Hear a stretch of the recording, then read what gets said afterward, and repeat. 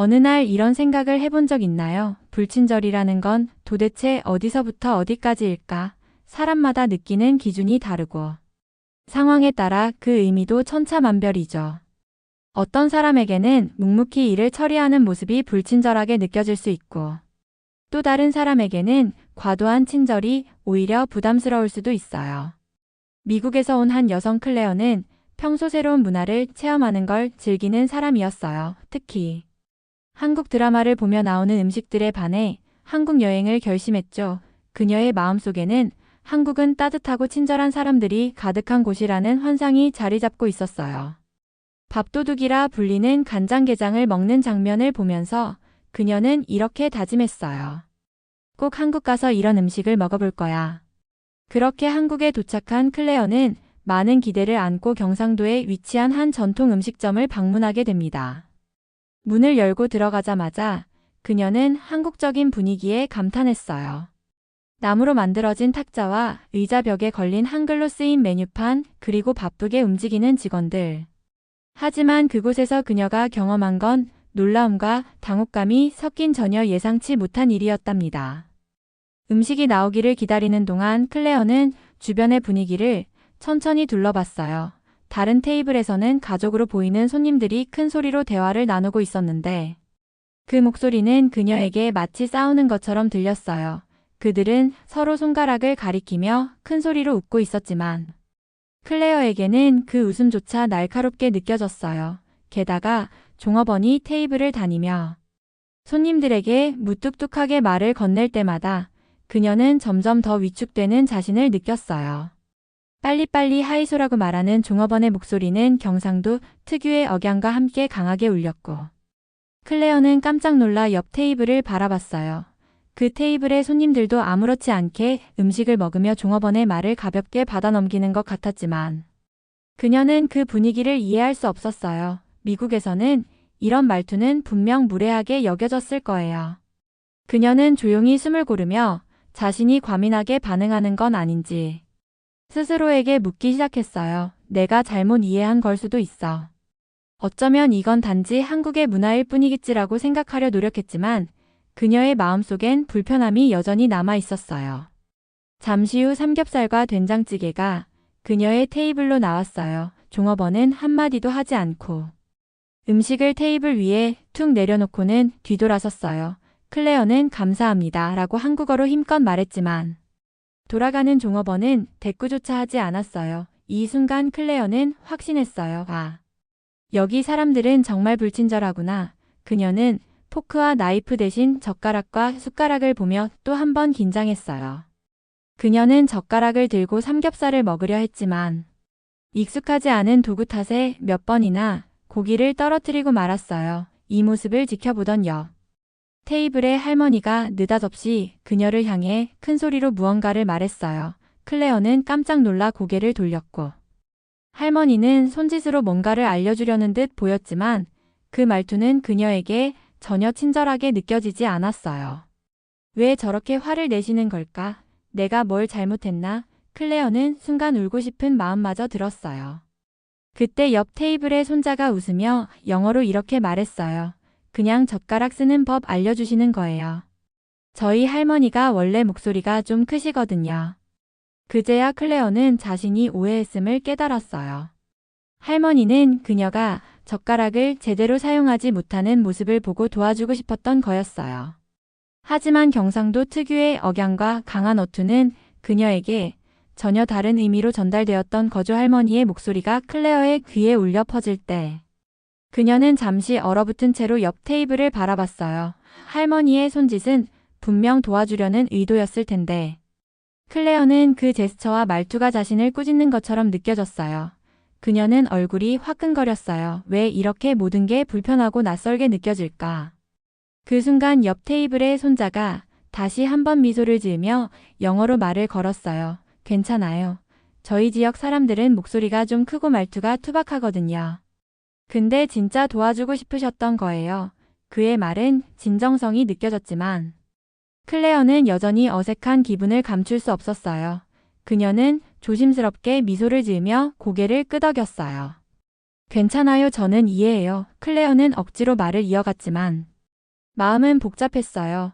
그녀는 미국에서 늘 듣던 그 따뜻한 Can I help you나 Enjoy your meal 같은 말이 너무 그리웠어요. 이곳의 분위기는 그녀가 상상했던 한국의 친절함과는 너무나도 달랐어요. 그러나 할머니는 이에 아랑곳하지 않고 다시 손짓하며 젓가락 사용법을 시범 보여주었어요. 할머니의 행동은 확실히 친절한 의도였지만 강한 억양과 무뚝뚝한 표정은 여전히 클레어의 마음을 흔들어 놓았어요. 옆 테이블 손자가 다시 한 번 말을 덧붙였어요. 여기서는 이런 게 친절이에요. 할머니가 원래 이렇게 표현하세요. 클레어는 그제야 조금씩 상황을 이해하기 시작했어요. 하지만 마음 한구석에는 여전히 의구심이 남아 있었어요. 이건 정말로 친절일까? 아니면 그저 무례함을 포장한 것일까? 그녀는 처음으로 자신이 이곳 문화에 대해 얼마나 몰랐는지 실감했어요. 그 후 음식을 먹는 동안 클레어는 주의를 신경 쓰느라 좀처럼 음식에 집중할 수 없었어요. 종업원이 그녀의 테이블을 지나갈 때마다 그녀는 속으로 불편한 기분이 들었고 옆 테이블의 손님들이 웃으며 나누는 대화는 여전히 너무 시끄럽게만 들렸어요. 마침내 식사를 마친 클레어는 계산대로 걸어갔어요. 종업원은 여전히 무표정한 얼굴로 계산서를 건넸고 클레어는 지갑을 꺼내 카드를 내밀었어요. 종업원이 카드를 받으며 무뚝뚝하게 고개를 끄덕였을 때 클레어는 속으로 이렇게 생각했어요. 여긴 정말 불친절한 사람들이 사는 곳이야. 아니면 내가 뭔가를 잘못 이해하고 있는 걸까? 음식점 문을 나서는 순간 클레어는 한숨을 내쉬며 마음속으로 결심했어요. 그래, 이번 여행에서는 이런 상황을 이해하려고 노력해보자. 어쩌면 이게 한국 사람들이 표현하는 또 다른 방식의 따뜻함일지도 몰라. 그러나 여전히 그녀의 머릿속에는 여러 가지 생각들이 뒤섞이고 있었어요. 음식점을 나선 클레어는 발걸음을 멈추고 한참 동안 생각에 잠겼어요. 한국은 분명 따뜻한 사람들이 많다는 이야기를 많이 들었는데 왜 자신은 이런 불편한 감정을 느꼈을까? 그녀는 자신이 뭔가 잘못된 선입견을 갖고 있는 건 아닌지 고민하기 시작했어요. 그날 저녁 클레어는 숙소로 돌아와 인터넷 검색을 하기 시작했어요. 경상도 사람 불친절이라고 검색창에 입력하자 수많은 결과가 쏟아졌어요. 누군가는 경상도 사람들의 말투가 투박하고 차갑게 느껴질 수 있다고 했고 또 누군가는 그들이 행동보다 말이 먼저 나오는 스타일이라고 했어요. 한 네티즌은 이렇게 말했죠. 경상도 사람들은 친절해도 절대 겉으로 티를 내지 않아요. 하지만 정말 어려운 상황에 처했을 때 가장 먼저 나서는 사람들이에요. 이 말을 보고 클레어는 생각에 잠겼어요. 겉으로 보이는 것만으로 판단하면 안 되는 거구나. 그녀는 오늘 음식점에서의 경험을 떠올리며 스스로를 되돌아보기 시작했어요. 손자의 미소와 할머니의 손짓이 사실은 진심 어린 친절이었다는 사실을 깨닫자 그녀는 조금씩 경상도 사람들의 특성을 이해하고 싶어졌어요. 다음 날 클레어는 지역을 더 잘 이해하기 위해 근처 전통시장을 찾아가기로 했어요. 시장 입구에 들어서자마자 활기가 넘치는 풍경이 그녀를 맞이했어요. 상인들은 어서 와요, 뭐 찾으러 왔노라며 큰 소리로 손님들을 부르고 있었고 시장 골목에서는 다양한 음식 냄새가 풍겨왔어요. 클레어는 과일 가게 앞에서 발걸음을 멈췄어요. 이거 얼마예요? 라고 한국어로 물었을 때 가게 주인은 처음에는 놀란 표정을 짓더니 활짝 웃으며 오마이갓, 외국 사람 와서 이렇게 말하네라고 말했어요. 그 말투는 여전히 강하고 투박했지만 클레어는 이제 조금은 익숙해진 듯 웃을 수 있었어요. 가게 주인은 그녀에게 과일을 하나 건네며 맛 좀 봐라라고 했어요. 클레어는 감사하다고 말하며 그 과일을 한 입 빼어 물었어요. 달콤한 맛과 함께 주인의 미소가 그녀를 따뜻하게 만들어줬어요. 이 경험은 클레어에게 중요한 깨달음을 안겨줬어요. 경상도 사람들의 친절은 겉으로 드러나는 미소나 부드러운 말투가 아니었어요. 그들의 친절은 행동 속에 담겨 있었고 때로는 그 투박한 말투 뒤에 숨어 있었던 거였어요. 시장을 돌아다니던 클레어는 점점 자신감을 얻기 시작했어요. 처음에는 상인들의 큰 목소리와 빠른 말투에 압도되었지만 이제는 그 안에 담긴 친근함을 느낄 수 있었죠. 과일 가게 주인에게 받은 감동은 그녀에게 큰 용기를 줬고 그녀는 다른 가게에도 들러보기로 결심했어요. 어묵 가게에 들어선 클레어는 익숙한 냄새에 이끌려 작은 꼬치 몇 개를 주문했어요. 몇 개 먹을래라고 묻는 상인의 말투는 여전히 직설적이었지만 그 말 뒤에는 따뜻함이 숨어 있다는 걸 그녀는 이제 알 수 있었어요. 클레어가 손짓으로 2개를 가리키자 상인은 능숙하게 꼬치를 담아 그녀에게 건넸어요. 그녀는 감사합니다 라고 조심스레 한국어로 말했고 상인은 크게 웃으며 이래 잘하면 한국 사람 다 됐다라고 말했어요. 클레어는 웃으며 꼬치를 먹기 시작했어요. 생각보다 훨씬 맛있었고 고향에서 먹던 음식과는 전혀 다른 풍미가 있었어요. 그녀는 마음속으로 이 맛은 한국에서만 느낄 수 있는 특별함이야 라고 생각했어요. 그녀는 조금 더 시장을 돌아다니다가 수산물 코너에 이르렀어요. 커다란 생선과 다양한 해산물이 그녀의 눈길을 사로잡았고 그중 한 가게 주인은 손에 커다란 생선을 들고 클레어에게 다가왔어요. 이거 한번 봐라, 진짜 신선하다라고 말하며 생선을 흔들었어요. 클레어는 살짝 당황했지만 웃으며 고개를 끄덕였어요. 그러자 주인은 곧바로 큰 웃음을 터뜨리며 외국 사람은 생선 잘 못 먹는다던데 니는 괜찮나라고 물었어요. 클레어는 고개를 끄덕이며 도전해볼게요 라고 영어로 대답했어요. 주인은 그녀의 반응에 흡족한 듯 생선을 손질해주겠다고 제안했어요. 그의 손놀림은 놀라울 정도로 빨랐고 곧바로 깔끔하게 손질된 생선을 보여줬어요. 클레어는 이 경험을 통해 경상도 사람들의 본질을 조금씩 이해하기 시작했어요. 그들은 첫인상만으로는 다가가기 어려워 보였지만 대화와 행동을 통해 그들의 진심과 따뜻함을 느낄 수 있었죠. 클레어는 처음으로 경상도 사람들의 투박한 말투와 큰 목소리 안에 숨어 있던 정을 깨닫고 있었어요. 그녀는 시장에서 느꼈던 감정을 곱씹으며 이렇게 생각했어요. 겉모습이나 말투만으로 사람을 판단하는 건 정말 어리석은 일이야. 오히려 이 사람들은 내가 예상했던 것보다 더 진심으로 사람을 대하고 있었던 거야. 시장에서의 탐험은 클레어에게 점점 더 즐거운 경험으로 다가왔어요. 수산물 코너를 지나던 그녀는 문득 한 떡집 앞에 멈춰 섰어요.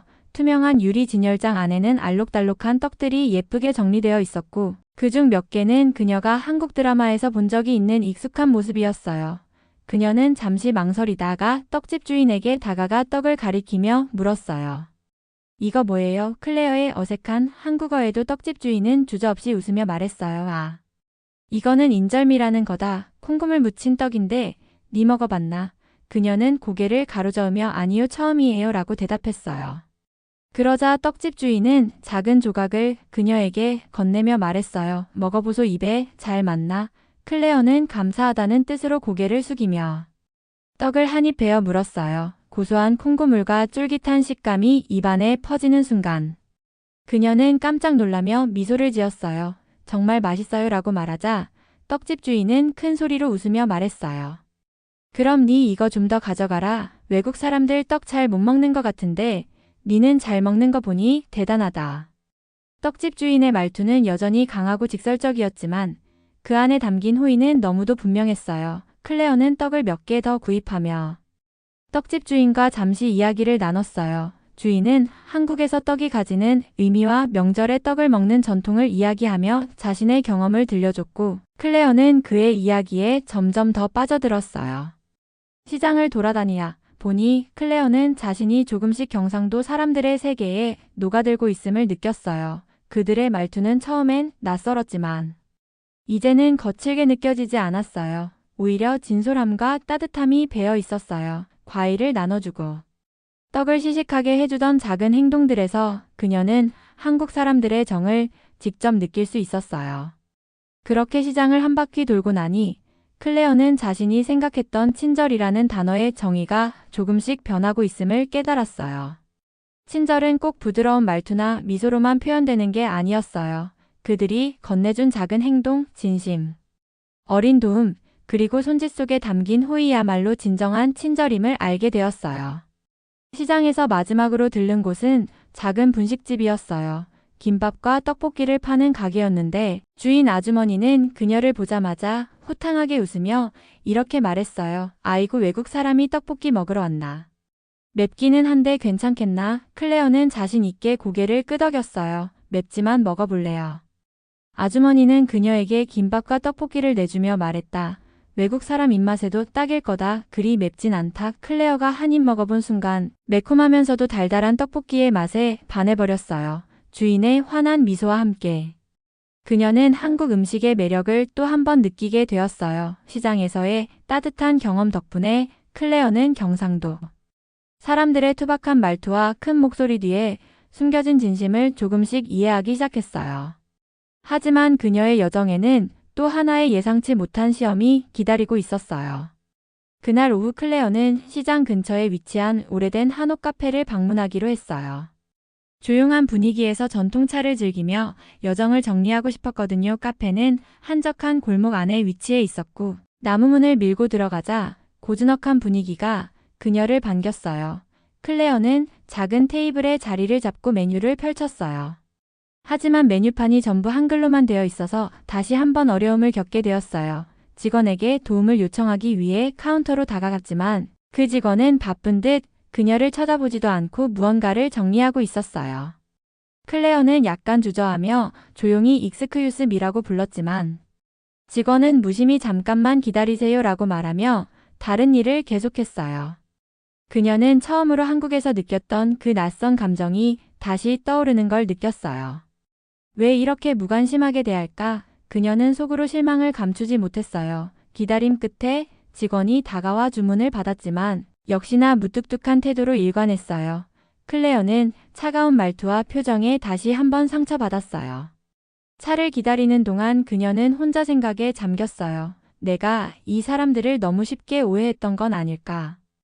아니면 내가 그들의 문화에 적응하지 못한 걸까?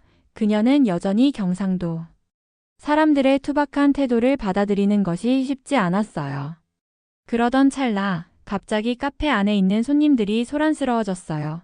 클레어는 무슨 일인가 싶어 고개를 돌렸고 한 어르신이 갑자기 자리에서 쓰러지는 것을 목격했어요. 그 상황은 순식간에 벌어졌고 주변 손님들도 당황해 어쩔 줄 몰라 했어요.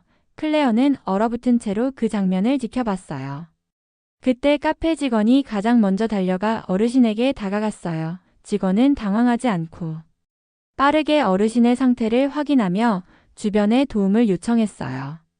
구급차 불러주세요 라고 외치는 직원의 목소리에는 이전에 클레어가 느꼈던 무뚝뚝함 대신 강한 책임감과 진심이 묻어나 있었어요.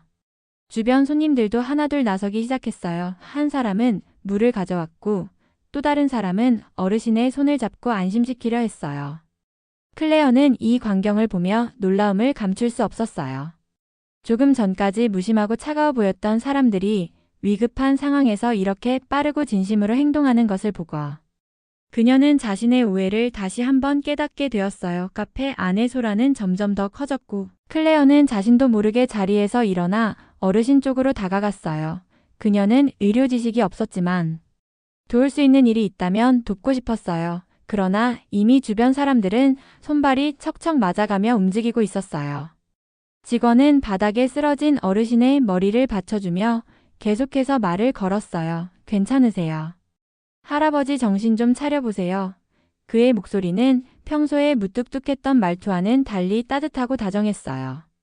직원의 침착한 모습은 클레어를 더욱 놀라게 했어요. 한쪽 손님은 119에 전화를 걸어 정확한 위치를 설명하고 있었고 또 다른 손님은 어르신의 짐을 정리하며 혹시 필요한 것이 없는지 확인하고 있었어요.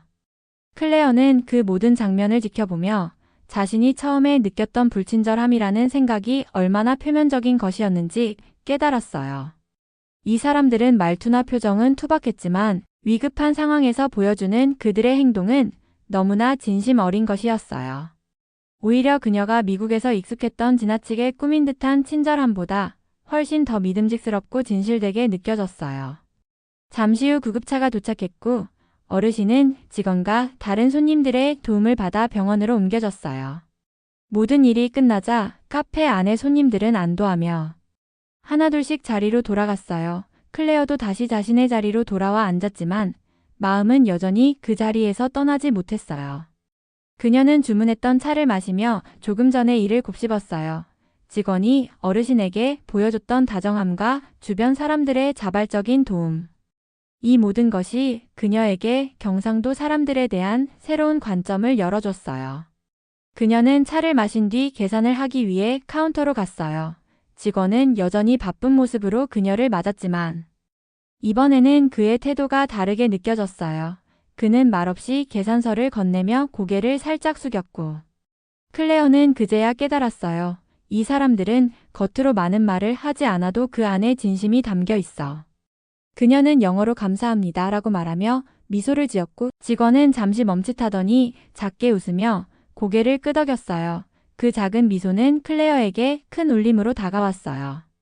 이제 그녀는 이곳 사람들이 왜 이렇게 행동하는지 조금은 이해할 수 있을 것 같았어요. 그날 저녁 숙소로 돌아온 클레어는 한국 전통의 작은 탁자에 앉아 여정을 기록하기 시작했어요. 그녀는 자신의 여행 블로그에 이렇게 적었어요. 오늘 경상도에서 나는 진정한 친절이 무엇인지 배웠어요. 미국에서는 미소와 말로 친절을 표현하지만 여기 사람들은 그들의 행동으로 보여줍니다. 투박한 말투와 큰 목소리 뒤에는 진심이 숨어 있었어요. 저는 이곳에서 그것을 발견할 수 있어서 정말 행복했습니다. 클레어는 다음 날 아침 여행 가방을 챙기며 다시 시장과 카페를 방문하기로 결심했어요. 그녀는 과일 가게 주인과 어묵 가게 아주머니 그리고 카페 직원에게 다시 한번 감사 인사를 전하고 싶었어요. 이번에는 그들의 말투나 표정에 더 이상 겁먹지 않고 그 안에 담긴 따뜻함을 온전히 받아들일 준비가 되어 있었어요. 한국 여행을 마치고 돌아가는 비행기 안에서 클레어는 경상도에서 보낸 시간이 그녀의 삶에 깊은 인상을 남겼음을 느꼈어요. 한국은 그녀에게 단순한 여행지가 아니라 새로운 시각과 가치를 깨닫게 해준 소중한 곳이 되었어요. 그녀는 스스로에게 약속했어요. 다음에는 이곳에 더 오래 머물며 이 따뜻한 사람들과 더 많은 추억을 만들 거야. 그녀는 창밖을 바라보며 조용히 미소 지었어요. 저 멀리 점점 작아지는 한국의 풍경 속에서 그녀가 배운 친절의 진심이 마음속에 깊이 자리 잡았어요. 클레어의 이야기는 여기서 끝이지만 그녀가 경상도에서 배운 따뜻함은 우리 모두에게 중요한 메시지를 남겼습니다. 진심은 꼭 화려한 말이나 표현으로만 전해지는 것이 아니며 그 마음이 담긴 행동은 국경을 넘어 사람과 사람을 연결해 줍니다. 이 이야기가 여러분에게도 작은 깨달음과 미소를 전해줬다면 구독과 좋아요를 눌러주세요. 앞으로도 한국의 매력적인 이야기들 그리고 사람들의 따뜻한 이야기를 더 많이 전해드리겠습니다. 감사합니다.